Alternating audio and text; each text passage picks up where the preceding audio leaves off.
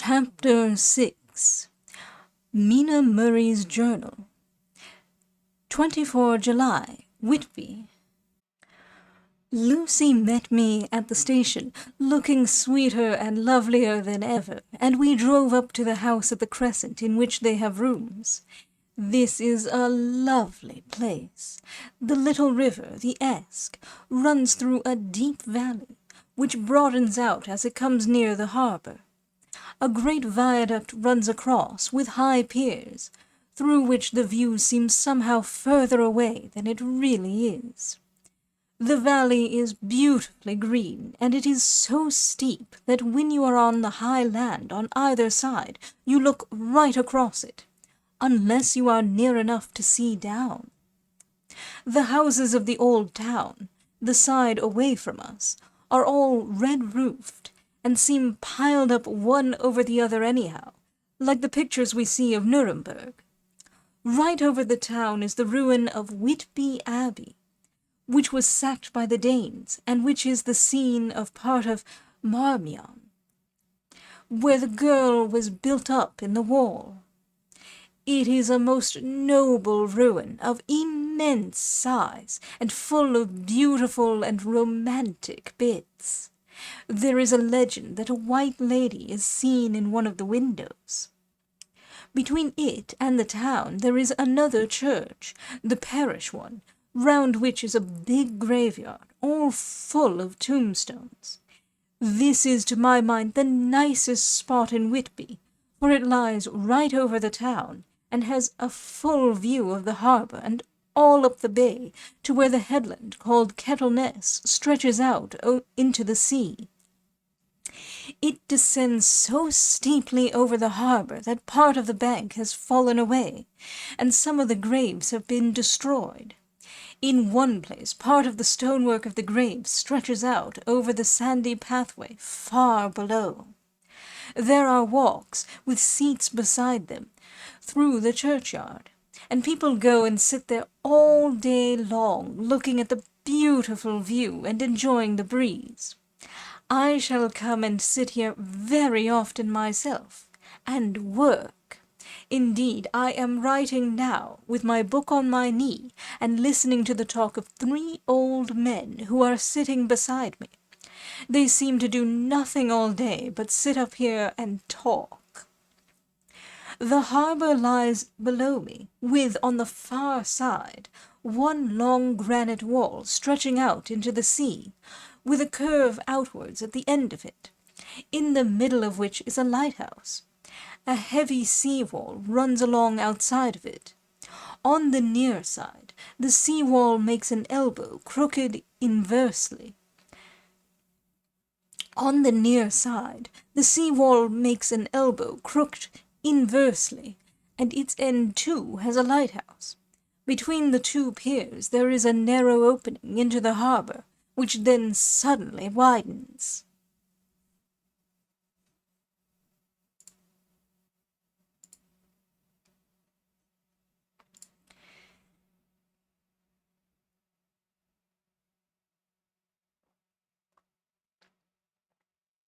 It is nice at high water, but when the tide is out it shoals away to nothing, and there is merely the stream of the Esk, running between banks of sand, with rocks here and there.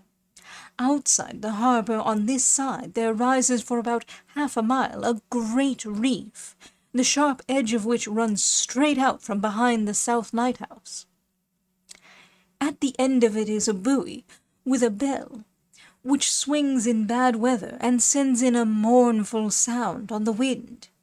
They have a legend here that when a ship is lost, bells are heard out at sea. I must ask the old man about this. He is coming this way. He is a funny old man. He must be awfully old, for his face is all gnarled and twisted like the bark of a tree.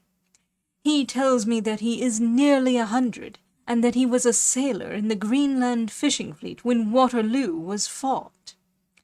He is, I am afraid, a very sceptical person, for when I asked him about the bells at sea and the White Lady at the Abbey, he said very brusquely, I wouldn't fash mysel about them, miss. Them things be all wore out. Mind, I don't say that there never was, but I do say that they wasn't in my time. They be all very well for comers and trippers and the like, but not for a nice young lady like you. Them feet folks from York and Leeds that be always eating cured herrings and drinking tea and looking out to buy cheap jet would creed aught. I wonder myself who'd be bothered telling lies to them. Even the newspapers, which is full of fool talk. I thought he would be a good person to learn interesting things from, so I asked him if he would mind telling me something about the whale fishing in the old days. He was just settling himself to begin when the clock struck 6, whereupon he laboured to get up and said, I must gang againwards home now, miss. My granddaughter doesn't like to be kept waiting when the tea is ready, for it takes me time to crammel boon the grease, for there be a many of 'em, and miss, I lack belly timber sarely by the clock. He hobbled away, and I could see him hurrying, as well as he could, down the steps. The steps are a great feature on the place. They lead from the town up to the church. There are hundreds of them. I do not know how many, and they wind up in a delicate curve. The slope is so gentle that a horse could easily walk up and down them. I think they must originally have had something to do with the abbey. I shall go home too. Lucy went out visiting with her mother, and as they were only duty calls, I did not go. They will be home by this. 1st August. I came up here an hour ago with Lucy, and we had a most interesting talk with my old friend and the 2 others who always come and join him. He is evidently the Sir Oracle of them, and I should think must have been in his time a most dictatorial person. He will not admit anything, and downfaces everybody. If he can't out-argue them, he bullies them, and then takes their silence for agreement with his views. Lucy was looking sweetly pretty in her white lawn frock. She has got a beautiful colour since she has been here. I noticed that the old men did not lose any time in coming up and sitting near her when we sat down.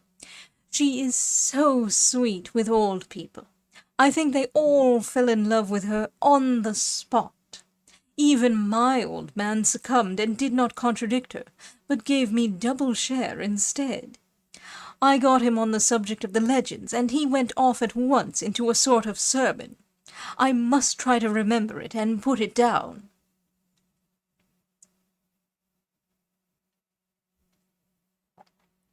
It be all fool talk, lock, stock, and barrel. That's what it be, and naught else. These bands and waffs and bogosts and bargists and boggles and all ain't them is only fit to set barons and dizzy women a-buildering. They be naught but airblibs. Then all grims and signs and warnings be all invented by parsons and ilsome book buddies and railway touters to skeer and scunning halflings, and to get folks to do something that they don't other incline to. It makes me ireful to think of them. Why, it's them that, not content with printing lies on paper and preaching them out of pulpits, does want to be cutting them on the tombstones. Look here all around you in what art ye will. All them steens, holding up their heads as well as they can out of their pride, is a cant. Simply tumbling down with the weight of the lies wrote on them. Here lies the body, or sacred to the memory, wrote on all of them, and yet in nigh half of them there bean't no bodies at all. And the memories of them bain't cared a pinch of snuff about, much less sacred. Lies all of them, nothing but lies of one kind or another. My gog, but it'll be a quare squarderment at the day of judgment when they come tumbling up in their death sarks, all drooped together and trying to drag their tombstones with them to prove how good they was. Some of them trimling and dithering with their hands that dozened and slippy from lying in the sea that they can't even keep their group of 'em. I could see from the old fellow's self-satisfied air and the way in which he looked round for the approval of his cronies that he was showing off, so I put in a word to keep him going. Oh, Mr. Swalls, you can't be serious. Surely these tombstones are not all wrong. Yablins, there be a poorish few not wrong, savin' where they make out the people too good. For there be folk that do think Balmboul be like the sea, if only it be their own. The whole thing be only lies. Now look you here, you come here a stranger, and you see this kirkgarth. I nodded, for I thought it better to assent, though I did not quite understand his dialect. I knew it had something to do with the church. He went on, and you can't say that all these steens be abune folk that be happened here snod and snog. I assented again. Then that be just where the lie comes in. Why, there be scores of these lay-beds that be tomb as old duns back-a-backs on Friday night. He nudged one of his companions, and they all laughed. And my gog, how could they be otherwise? Look at that one. They have to baft the bare bank. Read it. I went over and read. Edward Spensley, Master Mariner, murdered by pirates off the coast of Andres, April 1854. 8:30. When I came back, Mr. Swales went on. Who brought him home, I wonder, to hap him here? Murdered off the coast of Andres, and you can say his body lay under. Why, I could name ye a dozen whose bones lie in the Greenland seas above. He pointed northwards. Or where the currents may have drifted them. There be the steens round ye. Ye can with your young eyes read the small print of the lies from here. This Braithwaite Lowry, I know his father, lost in the lively off Greenland in 20. Or Andrew Woodhouse, drowned in the same seas in 1777. Or John Paxton, drowned off Cape Farewell a year later. Or old John Rowlands, whose grandfather sailed with me, drowned in the Gulf of Finland in 50. Do you think that all these men will have to make a rush to Whitby when the trumpet sounds? I have me own theorems about it. I tell you that when they got here they'd be jommelin' and jostling one another that way that it'd be like a fight up on the ice in the old days, when we'd be at one another from daylight to dark, and trying to tie up our cuts by the light of the aurora borealis. This was evidently local pleasantry, for the old man cackled over it, and his cronies joined in with gusto. But, I said, surely you are not quite correct, for you start on the assumption that all the poor people, or their spirits, will have to take their tombstones with them on the day of judgment. Do you think that will be really necessary? Well, what else be they tombstones for? Answer me that, miss. To please their relatives, I suppose. To please their relatives, you suppose? This he said with intense scorn. How will it pleasure their relatives to know that lies is wrote over them, and that everybody in the place knows that they be lies? He pointed to a stone at our feet, which had been laid down as a slab, on which the seat was rested, close to the edge of the cliff. Read the lies on that Thrufston, he said. The letters were upside down to me from where I sat, but Lucy was more opposite to them, so she leant over and read. Sacred to the memory of George Cannon, who died in the hope of a glorious resurrection on July 29, 1873, falling from the rocks at Kettleness. This tomb was erected by his sorrowing mother to her dearly beloved son. He was the only son of his mother, and she was a widow. Really, Mr. Swales, I don't see anything very funny in that. She spoke her comment very gravely and somewhat severely. Ye don't see aught funny, but that's because ye don't gom the sorrowing mother was a hellcat that hated him because he was a crooked. A regular amateur he was, and he hated her so that he committed suicide in order that she mightn't get an insurance she put on his life. He blew nigh the top of his head off with an old musket that he had for scaring the crows with. 'Twarn't for crows then, for it brought the clegs and the dops to him. That's the way he fell off the rocks. And as to hopes of a glorious resurrection, I've often heard him say mazel that he hoped he'd go to hell, for his mother was so pious that she'd be sure to go to heaven, and he didn't want to addle where she was. Now isn't that steen at any rate? He hammered it with his stick as he spoke. A pack of lies!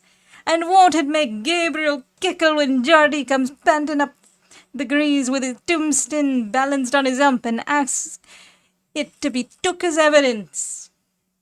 I did not know what to say, but Lucy turned the conversation as she said, rising up, "Oh, why did you tell us of this?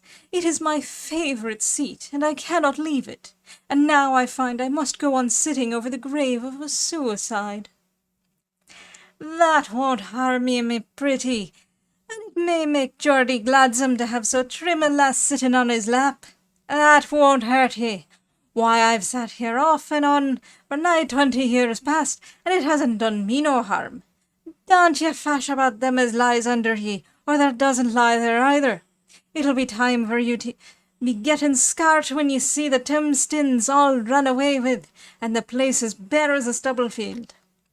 There's the clock, and I must gang. My service to ye, ladies." And off he hobbled. Lucy and I sat a while, and it was all so beautiful before us that we took hands as we sat, and she told me all over again about Arthur and their coming marriage. That made me just a little heartsick, for I haven't heard from Jonathan for a whole month. The same day I came up here alone, for I am very sad. There was no letter for me. I hope there cannot be anything the matter with Jonathan. The clock has just struck 9. I see the lights scattered all over the town, sometimes in rows where the streets are, and sometimes singly. They run right up the Esk and die away in the curve of the valley. To my left the view is cut off by a black line of roof of the old house next the abbey. The sheep and lambs are bleating in the fields away behind me, and there is a clatter of a donkey's hoofs up the paved road below. The band on the pier is playing a harsh waltz in good time, and further along the quay there is a Salvation Army meeting in a back street. Neither of the bands hears the other, but up here I hear and see them both. I wonder where Jonathan is, and if he is thinking of me. I wish he were here. Dr. Seward's Diary. 5 June. The case of Renfield grows more interesting the more I get to understand the man. He has certain qualities very largely developed: selfishness, secrecy, and purpose. I wish I could get at what is the object of the latter. He seems to have some settled scheme of his own, but what it is I do not yet know. His redeeming quality is a love of animals, though. Indeed, he has such curious turns in it that I sometimes imagine he is only abnormally cruel. His pets are of odd sorts. Just now his hobby is catching flies. He has at present such a quantity that I have had myself to expostulate. To my astonishment, he did not break out into a fury, as I expected, but took the matter in simple seriousness. He thought for a moment, and then said, "May I have 3 days? I shall clear them away." Of course I said that would do. I must watch him. 18 June. He has turned his mind now to spiders, and has got several very big fellows in a box. He keeps feeding them with his flies, and the number of the latter is becoming sensibly diminished, although he has used half his food in attracting more flies from outside to his room. 1 July. His spiders are now becoming as great a nuisance as his flies, and today I told him that he must get rid of them. He looked very sad at this, so I said that he must clear out some of them, at all events. He cheerfully acquiesced in this, and I gave him the same time as before for reduction. He disgusted me much while with him, for when a horrid blowfly, bloated with some carrion food, buzzed into the room, he caught it, held it exultantly for a few moments between his finger and thumb, and, before I knew what he was going to do, put it in his mouth and ate it. I scolded him for it, but he argued quietly that it was very good and very wholesome, that it was life, strong life, and gave life to him. This gave me an idea, or the rudiment of one. I must watch how he gets rid of his spiders. He has evidently some deep problem in his mind, for he keeps a little notebook in which he is always jotting down something. Whole pages of it are filled with masses of figures, generally single numbers added up in batches, and then the totals added in batches again, as though he were focusing some account, as the auditors put it.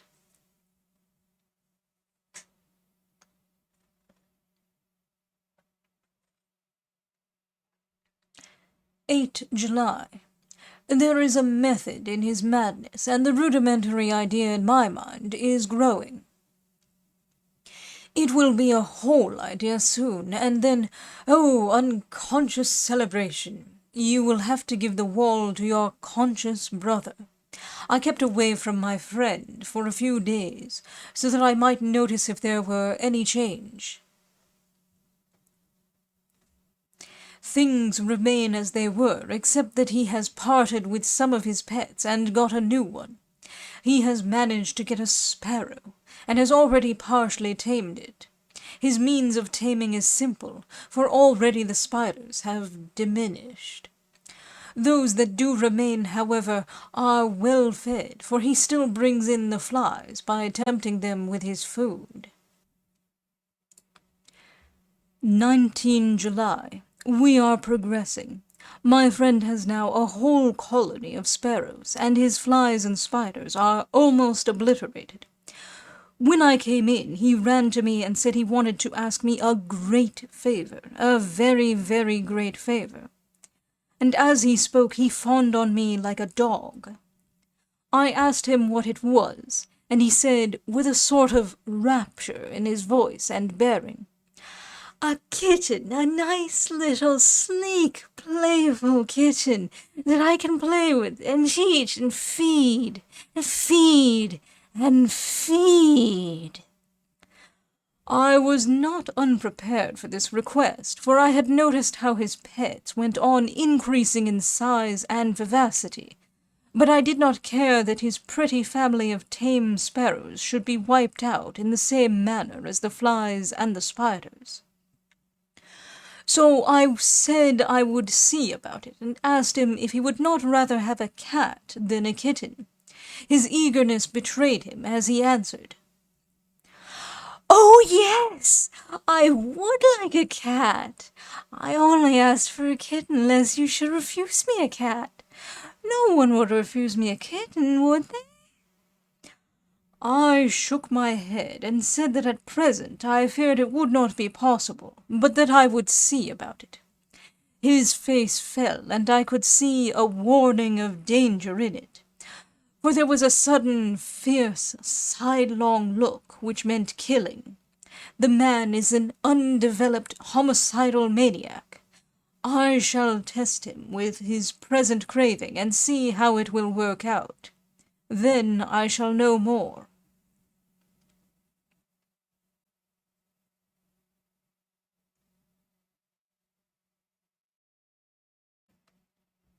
"10 p.m. I have visited him again and found him sitting in a corner, brooding.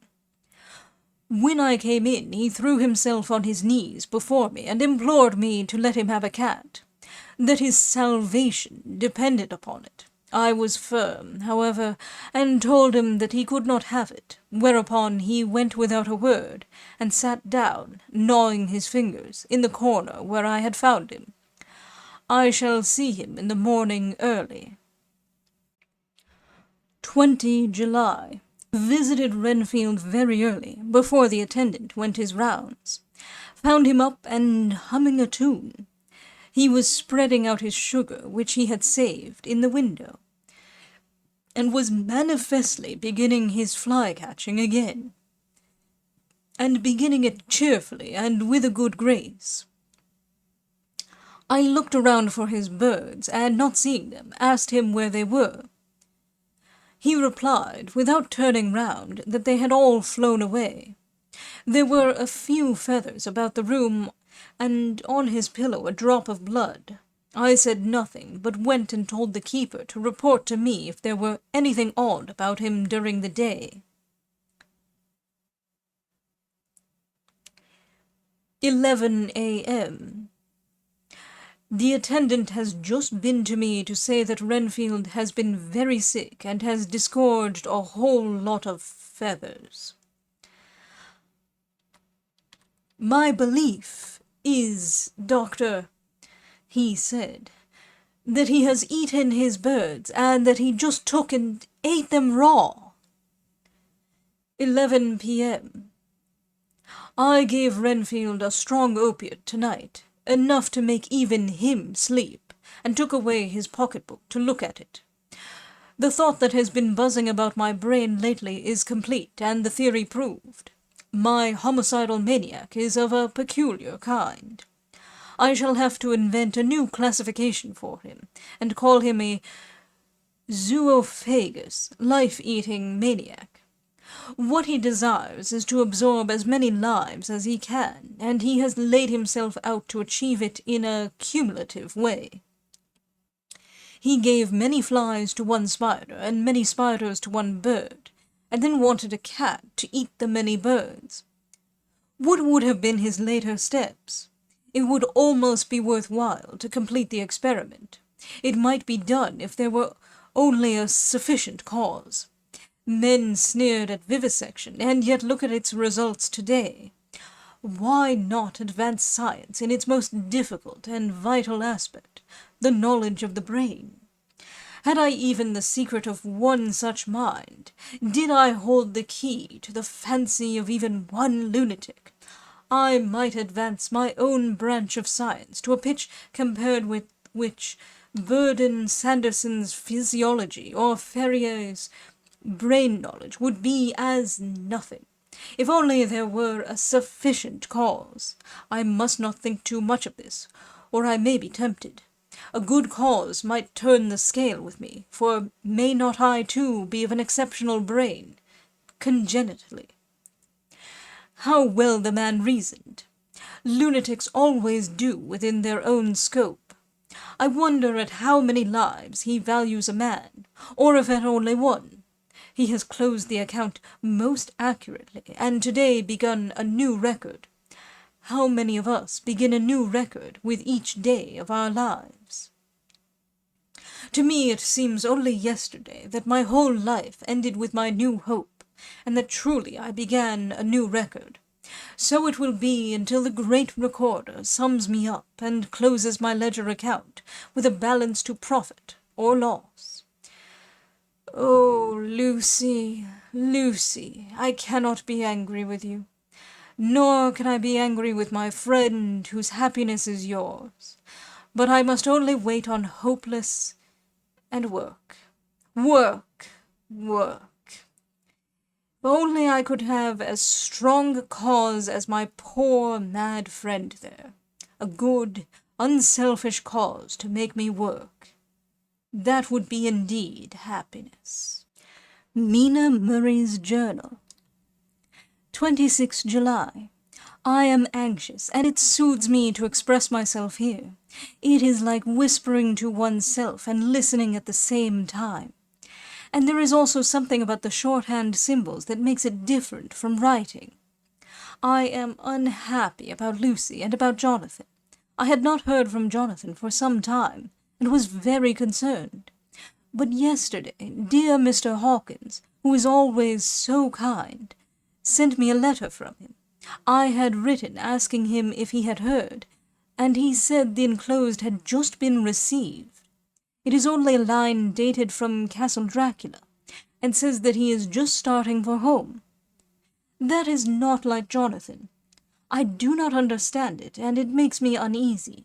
Then, too, Lucy, although she is so well, has lately taken to her old habit of walking in her sleep. Her mother has spoken to me about it, and we have decided that I am to lock the door of our room every night. Mrs. Westenra has got an idea that sleepwalkers always go out on roofs of houses and along the edges of cliffs, and then get suddenly wakened and fall over with a despairing cry that echoes all over the place. Poor dear, she is naturally anxious about Lucy, and she tells me that her husband, Lucy's father, had the same habit, that he would get up in the night and dress himself and go out, if he were not stopped. Lucy is to be married in the autumn, and she is already planning out her dresses and how her house is to be arranged. I sympathize with her, for I do the same, only Jonathan and I will start in life in a very simple way, and shall have to try to make both ends meet. Mr. Holmwood, he is the Honourable Arthur Holmwood, only son of Lord Godalming, is coming up here very shortly, as soon as he can leave town, for his father is not very well, and I think dear Lucy is counting the moments till he comes. She wants to take him up to the seat on the churchyard cliff and show him the beauty of Whitby. I dare say it is the waiting which disturbs her. She will be all right when he arrives. All right, I'm going to continue. 27 July. No news from Jonathan. I am getting quite uneasy about him. Though why I should, I do not know. But I do wish that he would write, if it were only a single line. Lucy walks more than ever, and each night I am awakened by her moving about the room. Fortunately, the weather is so hot that she cannot get cold, but still the anxiety and the perpetually being awakened is beginning to tell on me, and I am getting nervous and wakeful myself. Thank God, Lucy's health keeps up.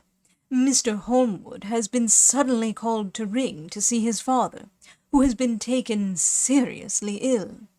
Lucy frets at the postponement of seeing him, but it does not touch her looks. She is a trifle stouter, and her cheeks are a lovely rose pink. She has lost that anemic look which she had. I pray it will all last. 3 August. Another week gone, and no news from Jonathan, not even to Mr. Hawkins, from whom I have heard. Oh, I do hope he is not ill. He surely would have written. I look at that last letter of his, but somehow it does not satisfy me. It does not read like him, and yet it is his writing.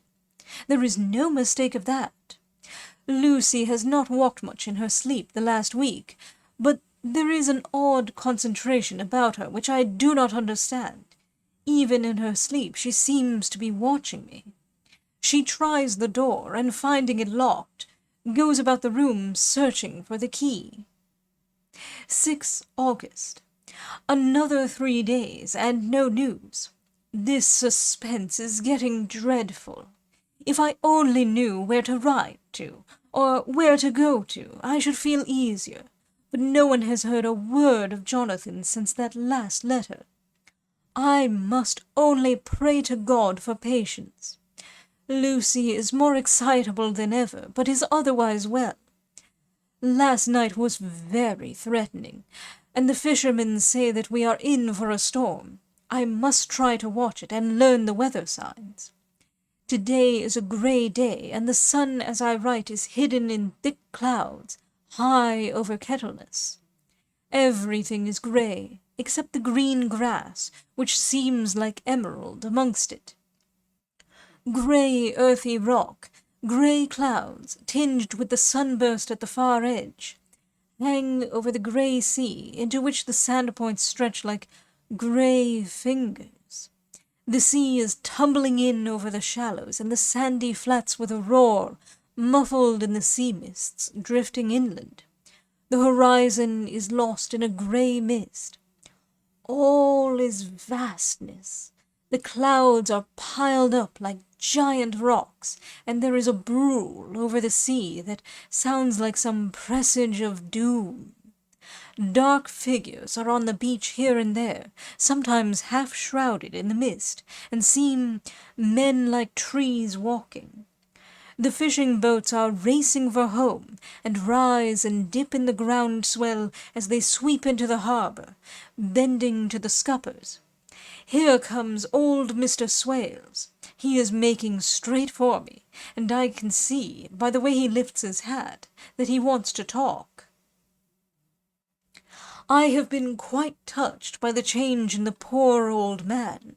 When he sat down beside me, he said in a very gentle way, "I want to say something to you, miss."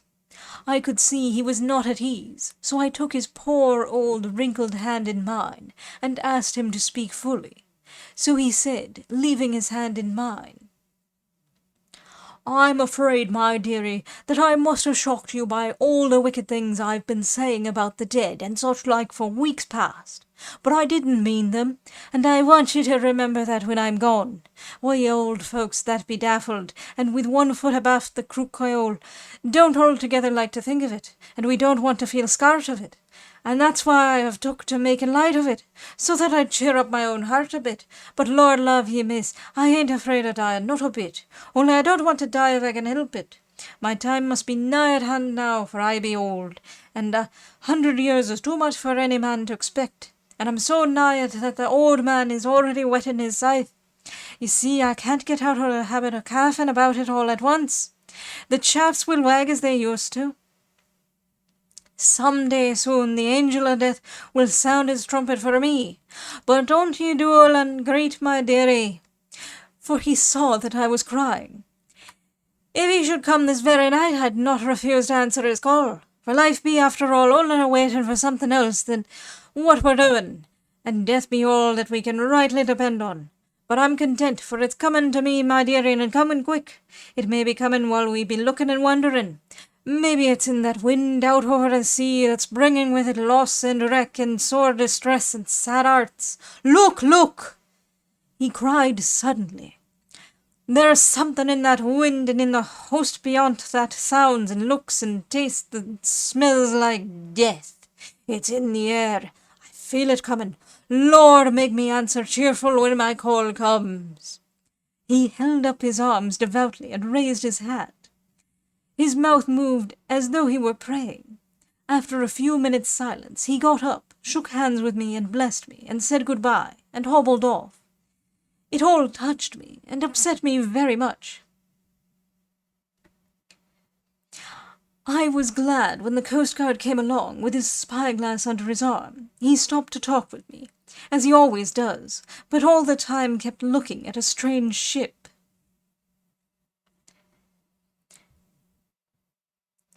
"I can't make her out," he said. "She's a Russian by the look of her, but she's knocking about in the queerest way. She doesn't know her mind a bit. She seems to see the storm coming, but can't decide whether to run up north in the open, or to put in here. Look there again. She is steered mighty strangely, for she doesn't mind the hand on the wheel. Changes about with every puff of wind. We'll hear more of her before this time tomorrow."